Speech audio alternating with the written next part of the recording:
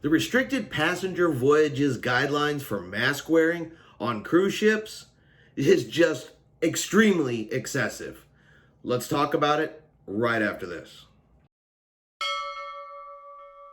Hey everyone, Chris here with High Seas Cruising, and welcome to today's video. So on May 5th, the CDC has released Phase 2B under the Framework for Conditional Sailing. And what Phase 2B covers is the simulated passenger voyages. If you're not familiar with all of the Framework for Conditional Sailing phases, I'm gonna go ahead and put that here on the screen now. And so what they released on May 5th was Phase 2B. Phase 3 is a conditional sailing certificate. And then Phase 4 is Restricted Passenger Voyages. So when they released 2B, they also released the guidelines and what they're calling, the outline or the handbook for Phase 4 for the Restricted Passenger Voyages. Now, right now, there are two ways for cruise ships to get to Phase 4. First, of course, is the test sailings. I've already done a video on the requirements for test sailings. I'll put a link to that up here if you have not had a chance to see that yet. And the second way there is for 98% of the crew and 95% of the passengers to be fully vaccinated. And for cruise ships that take the vaccination route, there are some requirements in here that don't seem to make a lot of sense and actually are directly opposing to some of the guidance the CDC has already put out. So directly from the CDC's website, which I'll put a link to below, but it is cdc.gov, there is a section in there on what you can start to do once you're fully vaccinated. Now, this isn't for cruise ships.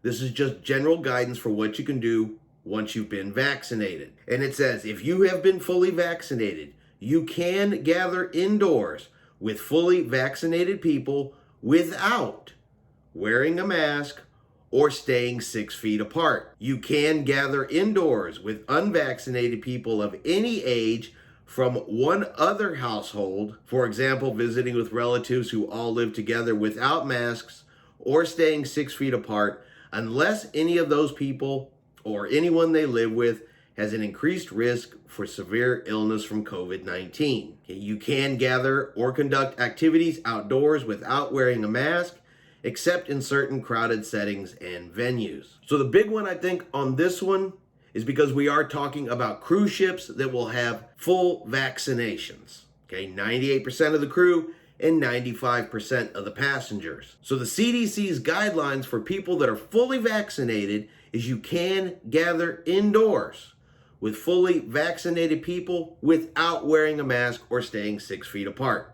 CDC guidance. Unless apparently you're on a cruise ship.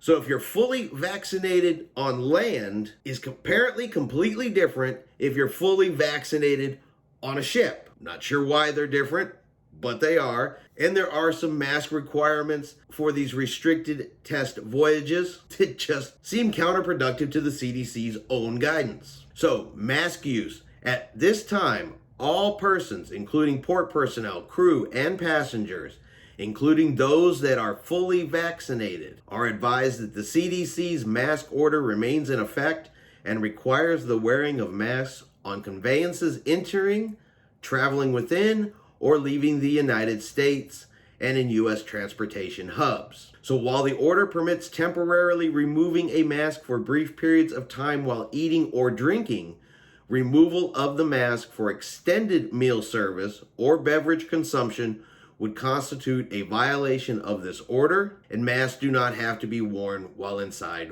one's own cabin. So if the CDC says fully vaccinated people can gather indoors and don't have to wear a mask or don't have to stay 6 feet apart, why on a cruise ship, if you're fully vaccinated and those around you are fully vaccinated, do you still have to wear a mask while you're going to eat? And this says for extended meal service, which if you've been on a cruise, specifically is targeting like the main dining room. So you're gonna have a multi-course meal, you're gonna sit down, you're gonna have your appetizer. So until your appetizer arrives, you're wearing your mask. You finish your appetizer, you gotta put your mask back on and wait for your entree. Then you can take it off, eat your entree, put it back on, wait for your dessert, eat your dessert, and immediately put it back on. So dinner in the main dining room can sometimes take a while. But according to this, if it's an extended meal, you still have to wear the mask because it's a violation not to. But again, if you're fully vaccinated on the land, no mask, no social distancing, why is it different on this ship? Even better. Because up to this point, we've talked about indoors. Now let's look at what they say about being outdoors by the pool. This is one of my favorites. Ensure bathers wear masks while congregating outside of recreational water facilities and while seated on the pool deck area. Masks do not need to be worn when you're in the water or while swimming in the ocean. A wet cloth mask can make it difficult to breathe and likely will not work correctly.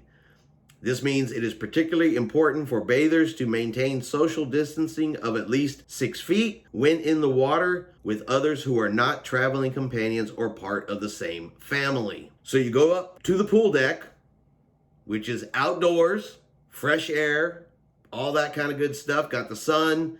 You're going to sit by the pool and sunbathe. You're going to be socially distanced 6 feet from people around you unless they're in your immediate family. But you got to wear a mask when you do it. So you'll have a nice suntan everywhere but right here.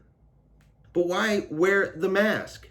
If the CDC's guidance is those that are fully vaccinated can gather indoors without a mask or social distancing. But if you're on a cruise ship and you're outdoors, you have to social distance and wear a mask while sitting by the pool, even though you're going to be vaccinated. Because remember, we're talking about the cruise lines and the ships that choose the vaccination route to resume sailing. And this is the part where I don't understand. Why are there two different standards? If I'm on a beach here in the United States, I don't have to wear a mask when I'm sitting by the beach watching the ocean. But this one says you don't have to wear it while you're in the ocean or in the pool, but if you're gonna stand next to the pool, sit next to the pool, you have to wear it. I can go to a restaurant here in the United States, and yes, I wear the mask in, I sit down at the table, I take my mask off, eat my dinner, put it back on, and I leave.